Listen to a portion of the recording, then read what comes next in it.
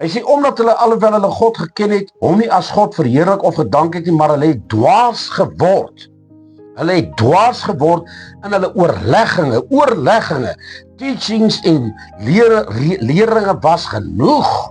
Daar was baie gewees, maar hulle het in daai intellek, want die siege, die intellek is nou primêr, het hulle begin dwaas word en hulle onverstandige hart is verduister in hierdie intellek. Ons gaan kyk na die statistieke. Ek dank die Here vir die teoloog wat awakenings moet erken. Ek dink daar was nog nie 3 awakenings gewees vanaf Christus. En hulle wou van die 70-80s af hierdie stelsel wat nou in die hardloop is as die 4de awakening erken het. En die teoloog wat hierdie goed moet erken en dit in het gesê, nee, hier was geen vernuwing nie.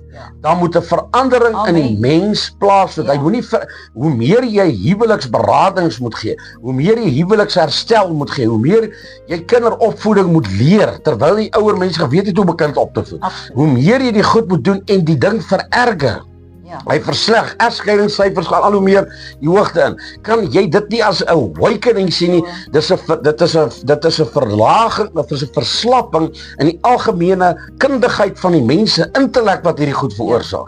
En hulle het 'n stop voor dit gesit en gesê, hierdie sal nie as 'n awakening erken word nie, want die gees van God en die gees van die mens was nie primêr nie, maar hoor mooi, die siege van die mens was primêr en ons sal nie die intellek en die siege van die mens erken in 'n awakening nie, dan is dit afgoderry, niks met ons God, met die God van Abraham, Isak en Jakob, niemand anders as deur Jesus Christus nie.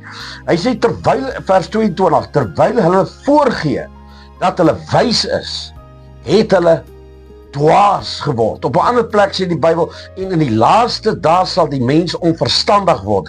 Toe Daniël die beeld van Nebukadneser vir hom uitlê, toe sê hy die top is goud, maar die laaste dae sal modder en klei wees. Ons gaan nie, Sokrates hulle was slim. Plato was slim, die opvolger van Plato, as Aristoteles was slim geweest, Christus was, wow, he's God. Amen. Maar vandag sit ons op met 'n ding, is 'n antieke ding onder stof, wat ons probeer poleer, uithaal en sê, ons noem dit nie. Hy sê, en die heerlikheid van die, wat het hulle gaan doen?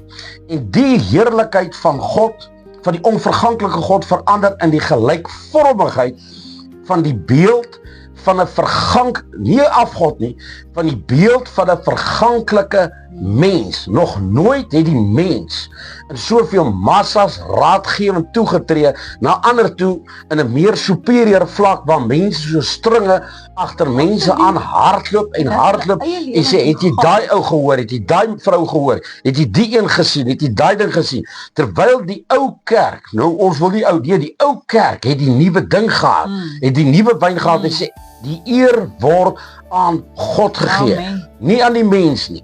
Die eer word aan die Heer, aan Jesus Christus gegee, wat vir ons gesterf het, nie aan die dominee, die predikant, die evangelis, vandag word mense, man, as jy om 'n braai sit, en jy het nie ten minste 3 sielkundiges in jou familie nie, is jy uit.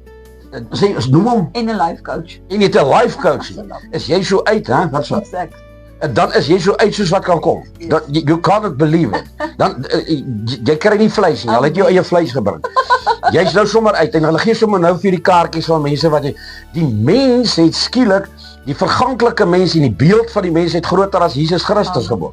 Het groter as God. Hy sê, die van voëls, viervoetige en kruipende diere. Nou daaroor het ek nou al gepraat.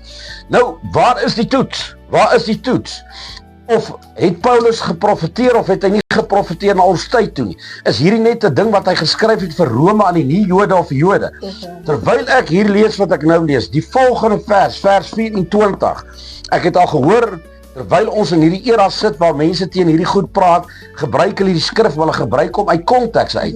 Hy sê, omdat die mens God geken het, het hulle Charles Darwin se Big Bang Theory gaan volg, en glo ons was eers Bobbiane op universiteit geleer, maar hulle glo in die Bybel, want as hy doodgaan wil hy hemel toe gaan.